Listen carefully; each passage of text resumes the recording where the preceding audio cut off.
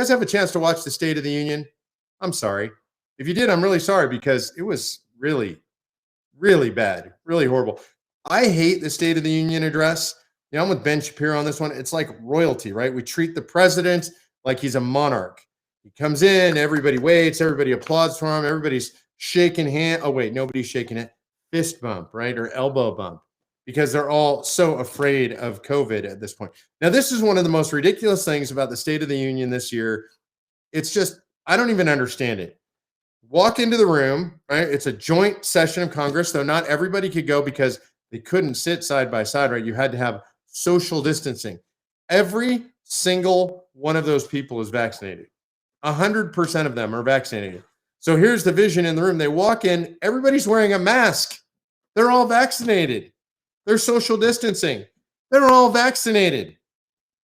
What? I don't get it. What's the message from the Biden administration? What's the point of getting vaccinated if you have to socially distance and wear a mask?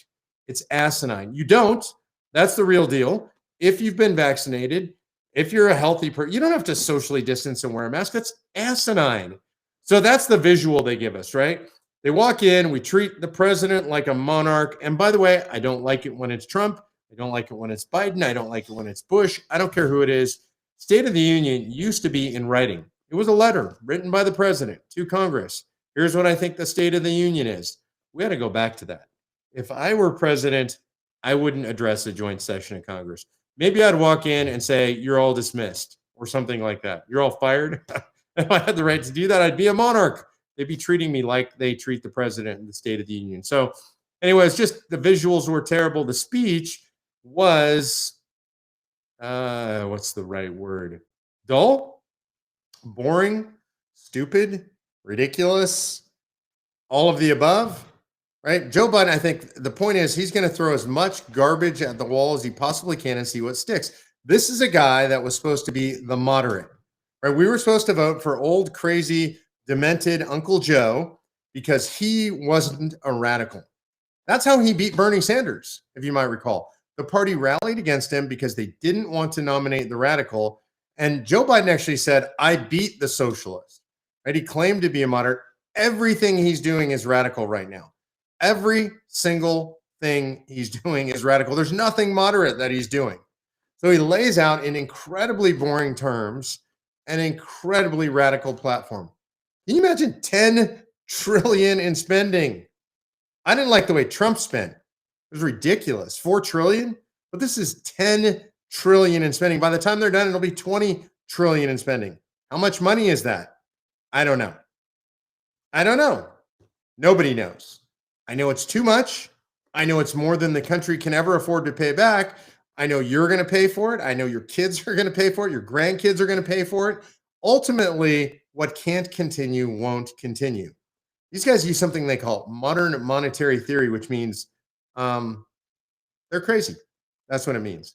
It means they think you can print as much money as you want with no effect. You can spend as much money as you want with no negative effect. But the reality is inflation is already coming.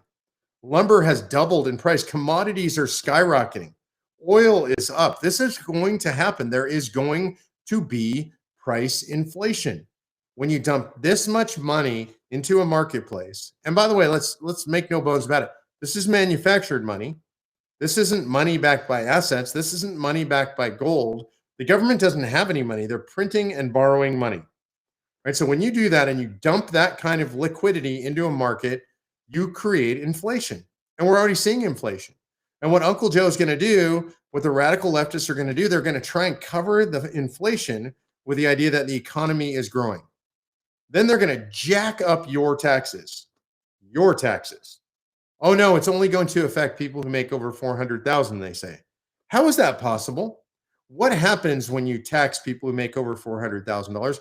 People who own businesses, own small businesses, own large businesses, those taxes get passed along. How do they get passed along? To the consumer, right? Charge real estate developers higher taxes. Who do they charge that money to? Home buyers. Charge grocery store corporations higher taxes, a higher corporate tax. They say they're going to raise it by 8%. Who pays that? Customers in grocery stores. Poor people, middle-class people. So you think if you're one of those people who thinks, I'm not going to pay any more taxes because I don't make $400,000 a year, How sadly mistaken you are. You're going to pay it inflation because your dollar is worth less. By the way, that's a tax. When they print money, when they dump more money into the economy, your dollars are worth less, and that's a tax on you. Free money for the government, it's a tax on you. You wouldn't tolerate it if it was a tax raise, but they do it by printing more money, dumping more money into the economy. So they're going to torture you. They're going to make your standard of living less, and they're going to cover that up with a growing economy because the economy is naturally going to grow. We're coming out of the largest man-made recession, almost a depression in human history. It's man-made. It's entirely created, intentionally created by human beings. And as the economy continues to open up, it's already started to open up. If you live in a red state like I do, it's really open. If you live in South Dakota or North Dakota or states like this, it's already open. States like that, Iowa, already open. The economies are booming. But you're even going to see this start to happen in blue states as they open the economies up. And they're going to cover up the inflation and they're going to cover up the taxation with a growing economy. So take the blindfold off. Don't be fooled. This is what old Uncle Joe laid out in the State of the Union address. If you could stay awake and listen to it, that's what you would have heard. I didn't listen to the whole thing. I'm going to be honest with you. I watched highlights because I couldn't. And I want to keep my dinner down. I don't want to be sick for days. So I generally don't watch them. Look, I generally don't watch them if it's Trump. I generally don't watch it if it's Bush, if it's Obama. I don't really care. I don't like the State of the Union. But I do absorb the information. I do look at the summaries and what was in there, and it's really, really, really bad.